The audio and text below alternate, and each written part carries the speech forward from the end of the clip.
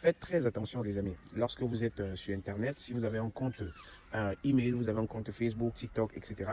Une fois que vous êtes sur Internet, vous êtes exposé à des risques de hackers. Hier soir, pendant que je travaillais, donc je consulte ma boîte email et je vois un email de Facebook qui m'alerte et me dit voilà le code pour changer votre mot de passe. Sauf que je n'avais pas demandé à changer le mot de passe. Donc, vous comprenez, hein, il y a quelqu'un, quelque part, qui a essayé de changer mon mot de passe de Facebook pour prendre mon compte en otage. Cela m'est déjà arrivé avec ma page Super Séducteur de Recruteur, où du jour au lendemain, je n'avais plus accès à ma page. Et comme j'avais un compte publicitaire, Business Manager, les hackers, depuis, je pense que c'était le Pakistan, hein, parce que j'ai essayé de faire un peu les recherches, je me suis rendu compte que c'était depuis le Pakistan, avaient pris mon compte en otage et passaient des publicités avec mon compte, et cela a été débité dans mon compte PayPal chaque jour à hauteur de 800 euros.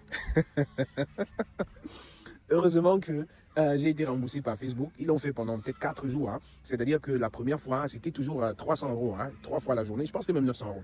Donc, 300 euros, c'était le matin, parce que Facebook, hein, j'avais configuré de façon à ce que, après 300 euros, qu'on m'envoie déjà la facture. Donc, je reçois déjà la première fois 300 euros, je me dis, de quoi est-ce qu'il est question ici? Je me dis, bon, peut-être c'est tes publicités qui sont en train de rouler, qui sont en train de cartonner.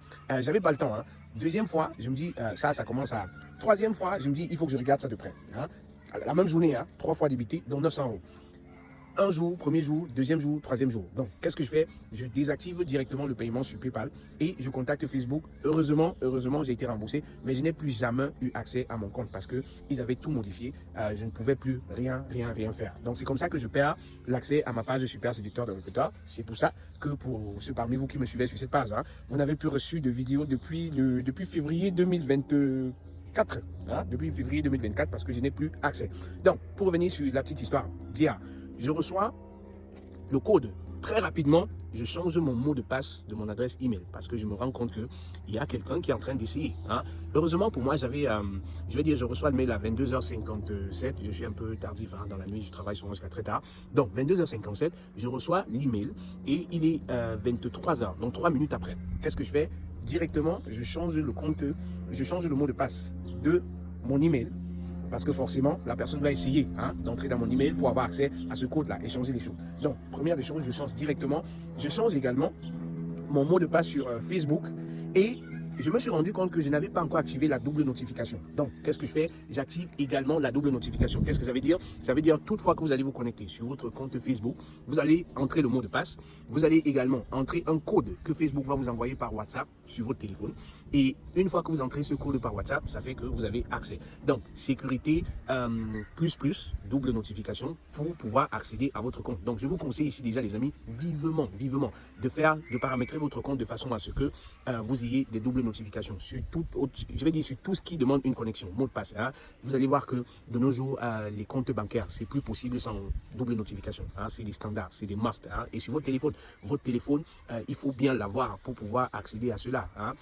Certes, sur WhatsApp, on peut utiliser votre WhatsApp en ligne, etc. Mais il faut avoir eu accès à votre téléphone. Donc, il faut du physique. Hein. Donc, je vous encourage, allez maintenant, si vous écoutez la vidéo, allez vérifier si votre Facebook a la double notification. Changez votre mot de passe au besoin parce qu'il y a toujours des gens qui veulent entrer dans vos comptes, s'accaparer vos comptes et faire des choses bizarres. Hein. Donc, il y a également un autre mode d'action.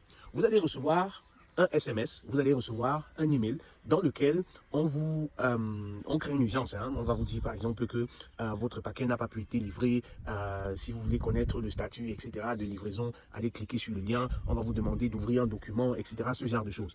Toutefois que on vous crée une urgence pour que vous vous bougiez, pour que vous fassiez quelque chose, pour vous pousser à une action, cela doit être une alerte pour vous. Toutefois que vous vous sentez comme si on vous pressait de faire quelque chose, cela doit être une alerte pour vous. Ressaisissez-vous. Allez regarder, première des choses, regardez l'adresse email de l'expéditeur. Dans la plupart des cas, vous allez vous rendre compte que l'adresse email ne correspond pas au message. Hein. C'est-à-dire que, par exemple, c'est DHL, hein, on se fait passer pour DHL. J'ai eu des cas où on se faisait passer pour des banques.